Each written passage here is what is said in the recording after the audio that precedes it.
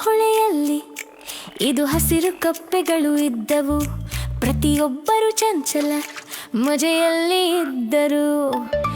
ಇದನ್ನು ನೋಡಿ ಪ್ರಾಣಿಯೆಲ್ಲರೂ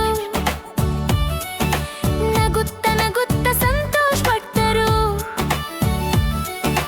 ಮೊದಲ ಕಪ್ಪೆ ಹೊಳೆಯಲ್ಲಿ ಹಾರಿತು ತವಕವಾಗಿ. ಇದನ್ನು ನೋಡಿ ಕೋತಿ ಮರದಿಂದ ಹಾಸ್ಯ ಹೀರುವಂತೆ ನಗಿತು. 4 ಕಪ್ಪೆಗಳು ಉಳಿದವು. ಎರಡನೇ ಕಪ್ಪೆ ತಿರುಗುವ ಜೇವು ಹಿಡಿದು ತಿಂದಿತು. ಇದನ್ನು ನೋಡಿ ಮೀನುಗಳು ಭಯಪಟ್ಟು ಓಡಿದವು. 3 ಕಪ್ಪೆಗಳು ಉಳಿದವು. ಮೂರನೇ ಕಪ್ಪೆ ಹೂವಿನ ಮೆಟ್ಟಿಲು ಮೇಲೆ ಹಾರಿತು. ಇದನ್ನು ನೋಡಿ ಹೂಮೆ ಭಯದಿಂದ ಹಾರಿತು. 2 ಕಪ್ಪೆಗಳು ಉಳಿದವು.